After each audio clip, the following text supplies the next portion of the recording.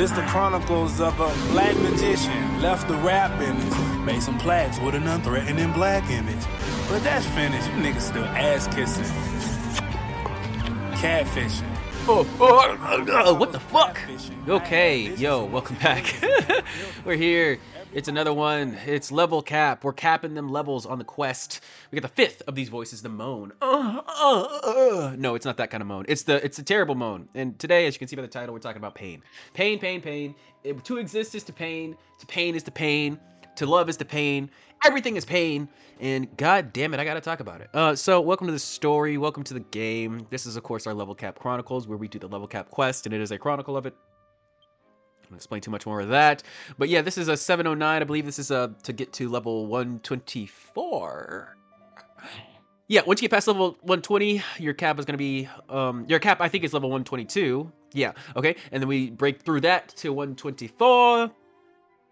And to do this quest, it's pretty easy. All you gotta do really is fight a boss, but also, this is where they like to introduce a lot of those painful, stupid, fucking, nearby chat ones. So, I'll put it in the description, right up top, where you have to put in the specific phrase and tell it to your, ghost transcendence officer. You just gotta tell her transcendence. I believe I have it here on my phone, the pronunciation of it. It's Choi. What the fuck is that? Oh shit! It went away. The stupid. Okay, it's fine. So transcendence is Choietsu. It's actually in, I believe, I don't forget what the shorter one is. It's katakana or hiragana, but it's pretty short. It's just two symbols in the shorter one, but we have the longer version of it here. I don't think it matters which you do in the nearby chat, but yes, that is what we need to say. It's Choitsu. Eventually. For now, we got to do a little bit of story stuff.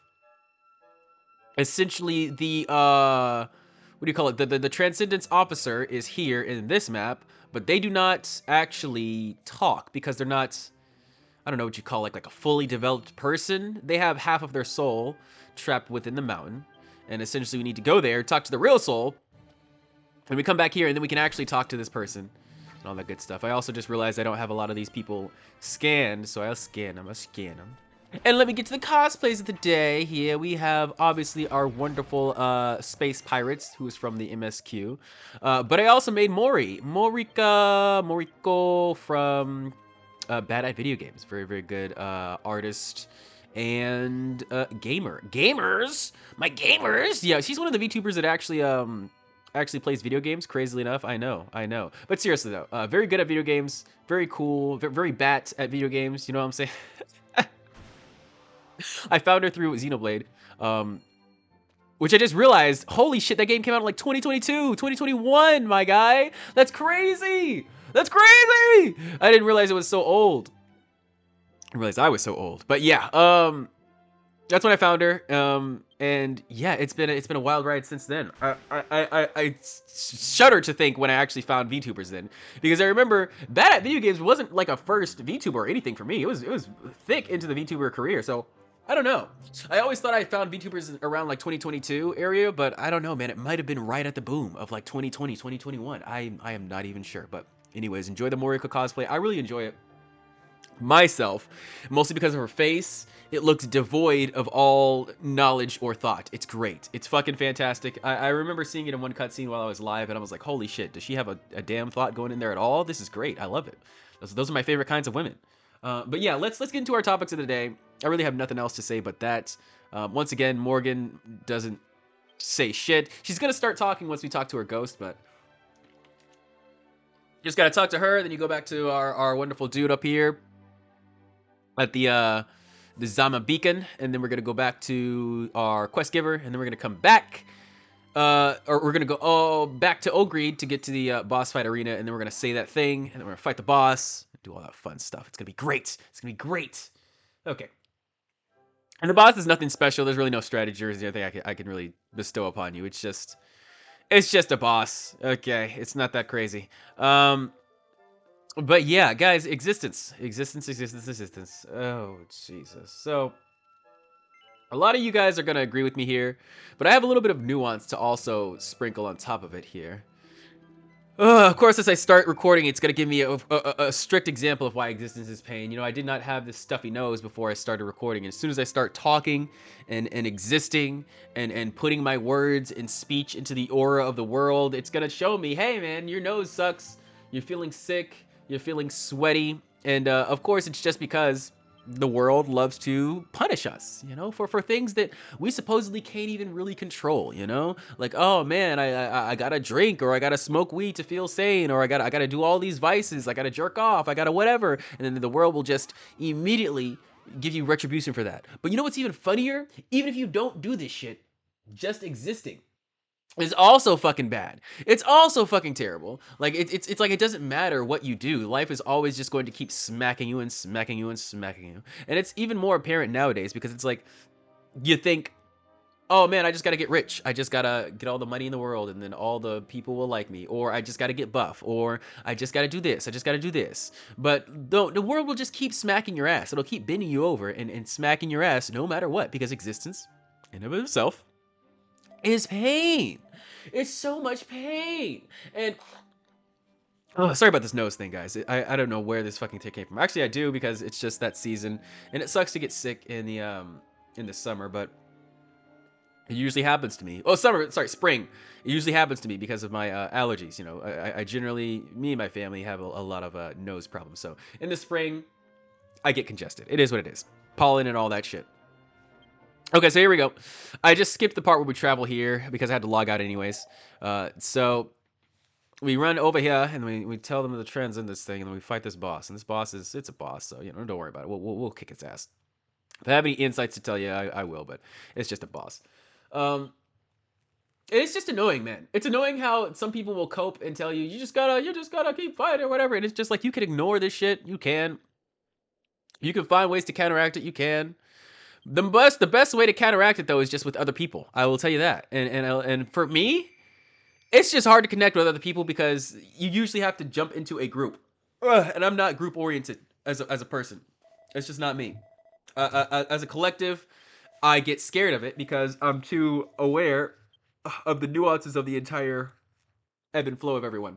You know, if you know what I mean. Hold on, let me mute. I had to sniffle my nose. I had to blow my nose there. Ugh. You know, I'm too aware.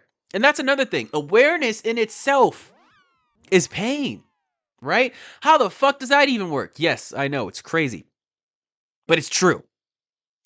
Awareness is extremely painful. To just know what's going on, to just have that responsibility of holding on to the truth and telling it, or even just experiencing it, even if you don't want to tell it, even if you're like, I'm just going to stay truthful and stay in the back and hold on to this. Just being aware of it is fucking ass. It's terrible. And a lot of people will not admit this. A lot of people will just say, oh yeah, it's fine, man. Awareness is just a thing that you have to know. Fucking motherfucker, fuck the fucking fuck. It's bad. It doesn't make you feel good. You know, it's a lot of responsibility. And like I said, responsibility, it comes with caveats. Very rarely does responsibility just come with the natural ebb and flow of a reward that you get, like something for Christmas or whatever. No, it comes with caveats. It comes with things that you have to uphold. It comes with principles that must not be broken. Because if you do, you're going to end up with even more pain than you had when you started. Oh my God. It's a lot to deal with, man. Just on your brain, on your mind. And here comes the nuance here. I say bring it all on, because the pain in and of itself helps me do the one thing that I always love doing, and that is getting better. That is growing and excelling in basically anything. You know, whatever you go through, the pain, the anguish, it always helps you to get better at it. It always helps you to get more competent, to get more quality of work out of, you know, whatever you're doing, to squeeze more juice out of the fruits of life. And of course, this is just going to cause more pain. We all know that, right? I hope you're not blind to that the better you get at things, the more painful it will be. But I feel like just the act of seeing my progress is worth it. You know, some people say it's not. And if you say it's not, feel free, man. You know, keep dealing with your low-level pain. That's fine. Sure. But the fact that everything is a lot harder now is indicative of a growth that I have been chasing for a long time. So I'm not mad at it. Not at all, actually. You know, I actually really embrace the fact that, you know, I look back maybe even a year, less than that from now, and I think, man, things were so much easier. Things were not as painful. You know, the awareness was not as detrimental to my mental health as right now. Right now, it really is. Right now, I wish I could fucking turn my brain off and destroy every little bit of awareness I had. Back then, it wasn't that serious. Not as serious as it is now. It was pretty fucking serious, but it's definitely not as serious as it is now. And I gotta realize, yeah, I am better. I work faster. I don't have to ponder and wonder about decisions as much. I have bigger connections. I have a lot more influence, right? And I do notice that people give me more respect. Now, respect isn't just, you know, a natural indicator of how great or amazing you are. You know, a lot of times the respect can just come from fear. It can come from whatever. But I do get a lot more of it now. And I realize that there's a good way to use that. There's a good way to interpret that, right? And I cherish whatever, you know, respect I get, because that is inherently what we're working for. I mean, if I'm not working for money, if I'm not working for love, really, if I'm not working for friends, what respect is the one currency that I really have to adhere to. And yeah, it is growing. It's growing a lot. So I suppose, yes, I can relish in that, but here I go again with the pain. Respect is pain because it brings that responsibility. Okay? It allows people to see you fall, and then when you fall, they can openly and honestly take that respect away and be like, "Ha, see, I told you." You know, it gives people a "I told you so" moment. You know, a canon "I told you so" moment, if you so choose to fall off the horse. Now, you motherfuckers know it's almost damn near impossible for me to fall off the horse. God damn it, I'm too good. I'm too good. I'm too sexy. I'm too hard. Hard in my cock. You know what I'm saying? We've gone too far, essentially. God damn, I gotta blow my fucking nose again. Fuck me in the fuck. I'm gonna take some more medicine. I have to go live later too, so fucking bad, man. Ah! You know? And you kind of gotta just love yourself so much that you would endure any pain to just keep going. To just keep loving yourself. Because that's what I view this as, this divine work that I'm doing. I view it as another form of self-love.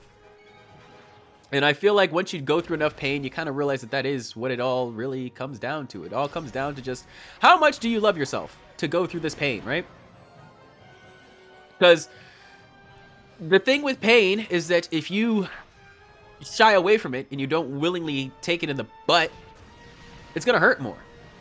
It's going to feel even more unfair than it already fucking is. But the way to not escape pain, but use it as the tool that it's supposed to be used as, you have to face it head on. You gotta go right in that bitch. You gotta stick your fingers in there and be like, yeah, so it seems like there's a little bit of trouble in the left area of the prostate. You gotta be an inspector of the pain. You gotta be Inspector Gadget, pain officer, inspecting all the bullshit. We kill the boss. So yeah, he just summons tornadoes, and the tornadoes do nasty shit. I don't think he can summon more than one at a time, so if you want to, you just see the tornado alive the whole time. I mean, I feel like if you have companion party members, they're just gonna kill it anyways, but yeah. Also, when he summons them, it takes a turn, so it's probably wise to make him waste turns summoning the tornadoes and whatnot. But yeah, it's a pretty easy boss. Pretty chill. But yeah, that's about it for our pain talks. I know it's a little annoying for me at the end to be like, oh yeah, but pain's a good thing. I know, man. I know. If you're not there already, you'll figure it out one day. That's the only way that a lot of us actually get to where we gotta get to. Unless you're like a fucking Nepo baby, and then we all fucking hate you. But, yeah. Even if you're a Nepo baby, and you don't go through the pain, you might end up like a pirate software, and then everybody's gonna eventually hate you. You know, not at the beginning, but yeah, it'll come. Everybody's time comes. If you don't go through that pain, and you're just a little stupid miskiff who's like, I've never had a real job ever. Then, oh, guess what, baby? That's gonna come back to bite you. If you never go through the pain, it's noticeable. It's so damn noticeable for how you deal with problems, how you deal with issues, how you deal with adversity, how you deal with conflict. because those are all pain adjacent. All of those things inherently come with some sort of pain, and if you're not used to alchemizing it and using it to push you forward, then yeah, of course, you're gonna crash out in a very public, in a very hilarious way, and we're all gonna laugh at the lol cow. Haha, look at the fucking idiot who doesn't know how to handle his emotions. Haha, this is so fucking hilarious. And essentially, guys, you want to, I don't know, be respected, I guess. Maybe you don't want friends. Maybe you don't want love. Maybe you don't want a cream cheese pie. I would like a cream cheese pie. But whatever you want, you're gonna need some pain to get there. You're gonna need it.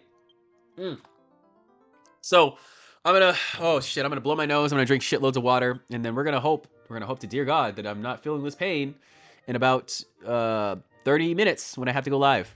About 25 minutes, actually. Holy. I appreciate you guys for stopping by this little MSQ Level Cap Chronicles video. If you want, you can subscribe. I'm not forcing you to. You made it this far in the video, though, so I suppose that would be wise. You know, you want to see the next one, right? Where we endure even more pain, right? So do that. Like the video, definitely. If you made it this far, you have to like it. You know, you have to. Just tap the button. God damn it. I will see you next time. Peace the fuck out. You ain't on what I'm on. You ain't on what I'm on. Chop it up, shout it, slayer, nigga, pick up the phone. Chop it up with B, rich, nigga, pick up the phone. Chop it up with TJ, nigga, pick up the phone. Chop it up with B-side, live the real street life. Chop it up with Playboy, Trey, pick up the phone. Chop it up with Lennon.